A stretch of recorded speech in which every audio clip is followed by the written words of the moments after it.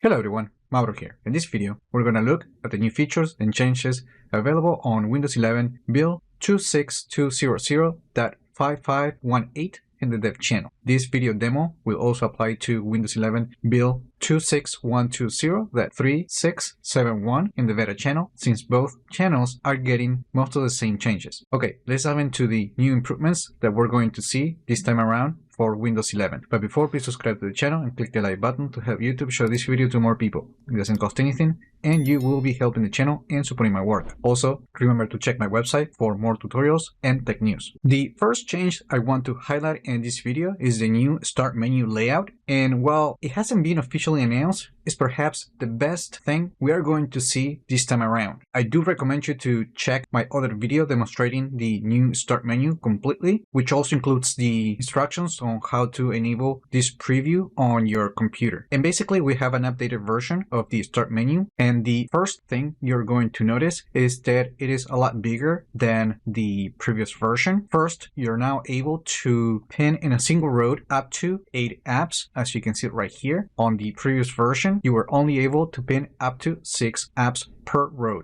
By default, it's going to show you 2 rows of apps, and then you can click the Show All button, and that's going to reveal all the items pinned to this section. Now, another thing that is changing is that the All menu that used to have a button right here at the top right, now it appears at the bottom of the pin section, and by default, at least on this preview, will appear with the category view, but you can change it to grid, and you can even show the legacy list.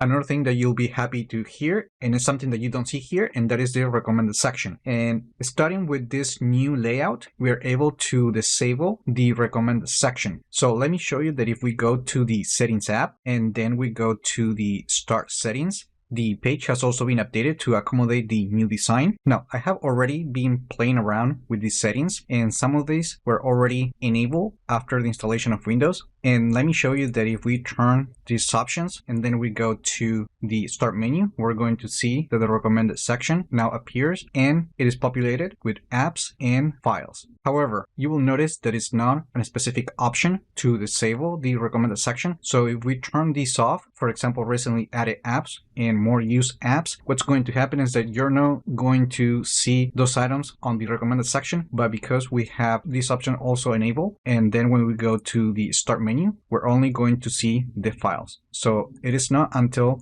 you decide not to have like any type of items in the recommended section that the system will now see that, and instead of not displaying anything on the recommended section, it will actually disable it. Also, in the Start menu, the company is working on a button, as you can see right here at the top, that allows you to turn on and off the Copanion feature when you connect your phone to Windows 11. I haven't been able to turn on this feature on my computer, but here is a quick video on how that button works. Right here, you just press that on and off, and that way you can control that specific feature. But also, if we go to the Settings app and then we go to the Start page, we can use this toggle to perform the same action. However, as I said, this specific feature is not working on my computer. Now, since we are in the Settings app, we can jump into the Taskbar settings, because in the Taskbar behaviors section, we are now finally going to see the option to change the size of the taskbar buttons, and we can use different options. For example, if we use always, the icons will always be smaller. However, if we choose when the taskbar is full option, you will continue to see the same size for icons, and then when the taskbar fills up, in order to fit even more icons, the system will make all the buttons smaller. Now, it is important to know that the company says that this option is only to make the buttons smaller, not the taskbar itself. And Microsoft have also said that they have heard the feedback from users that they want the taskbar, that they want to be able to change the size for the taskbar as well. However, there's no priority at this time. Now, the next feature that I want to highlight, it's called drag tray, and we have seen this feature before, and it is basically a new way to make it easier to share files with other applications. So let's say that you are in File Explorer, and then instead of right clicking and clicking the share button or clicking the share button right here, we can actually drag this file to the top of the page, and from here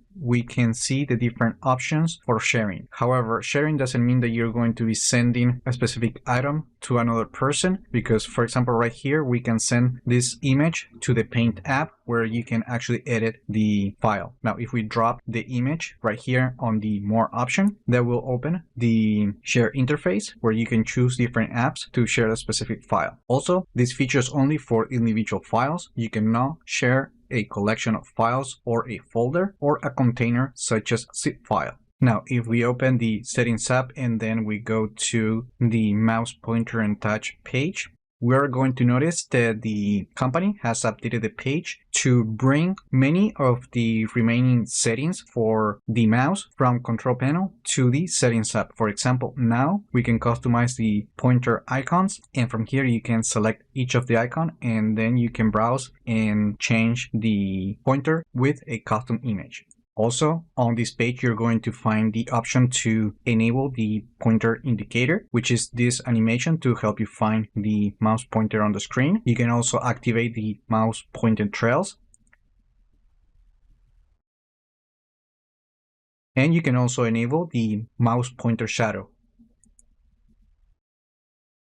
Now, even further, if we go to the mouse page, we're going to notice that the enhanced pointer precision setting has a new icon, and the same for the mouse pointer speed. Now, I don't have a touch enabled device. However, on the Pen and Windows Ink page, you will find new options if you want to press and hold the pen or touch to perform a right-click action. Okay, so now I connected to my Copilot Plus PC, and there are a few things that are going on with the AI features for this particular release. One of them is that Microsoft is now testing a new layout for the recall feature. So basically, the timeline shows up at the bottom instead of the top, but the rest of the interface continues to be the same. Also, Microsoft notes that they're testing out a new basic search feature for Windows Recall, but I'm still not able to find it. I was looking around and there's not something that appears to be enabled on my device, or at least I'm not seeing it. Another change that I want to show you, it's going on with the Click to Do feature. So if we open Click to Do,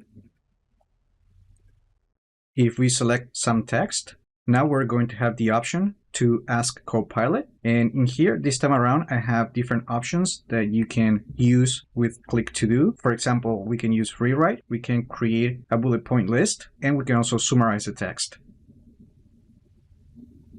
So, and as you click the Ask Copilot option, the text or the image that you selected will be sent straight to the prompt box, as you can see right here.